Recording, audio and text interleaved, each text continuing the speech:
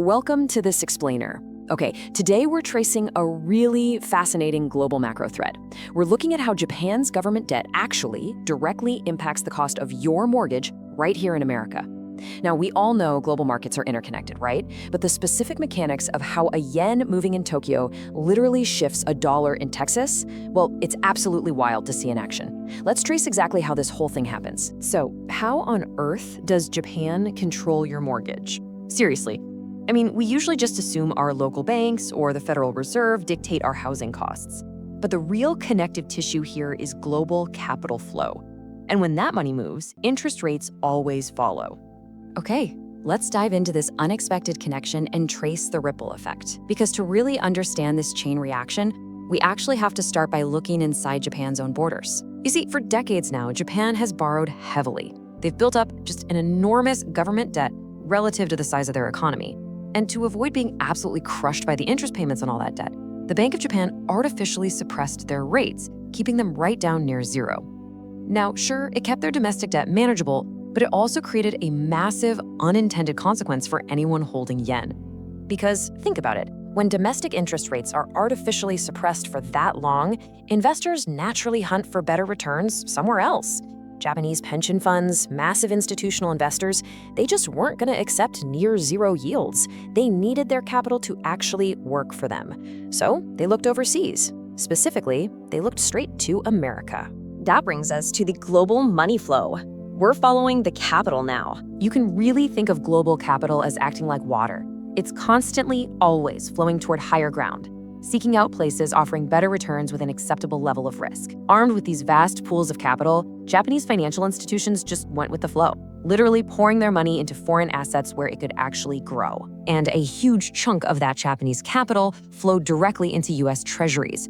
Since the U.S. government is considered the ultimate safe haven, these bonds offer the perfect setup, way better returns than they could get in Japan with practically zero risk.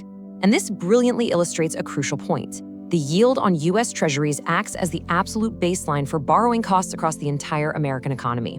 Which leads us to the yield flip. This is where the chain reaction begins.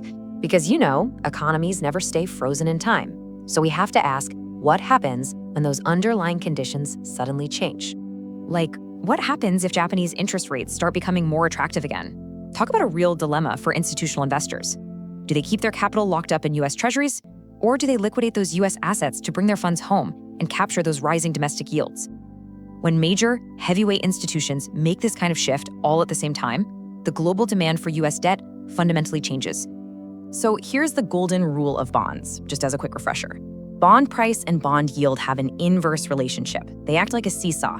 If Japanese investors pull back on buying U.S. Treasuries, or worse, actively start selling them off, the demand for U.S. bonds drops. And as that bond price falls, the yield, meaning the actual interest rate the government has to pay out, must rise to attract new buyers. It plays out as a very clear step-by-step chain reaction. First, Japanese interest rates rise. Second, Japanese investors start selling off U.S. assets to bring their capital back home. Third, overall global demand for U.S. bonds takes a hit. And finally, U.S. Treasury yields are forced upward. It's a literal domino effect, starting right there in Tokyo and ending up in Washington. And that brings us to the American impact, or more importantly, why this actually matters to you. So the crucial point is, when U.S. Treasury yields rise, it doesn't just cost the federal government more. Remember, that yield is the baseline. If the absolute safest debt in the world suddenly pays a higher rate, banks are going to demand higher rates for everything else too. We're talking mortgages, business loans, auto financing, local government borrowing, all of it gets squeezed.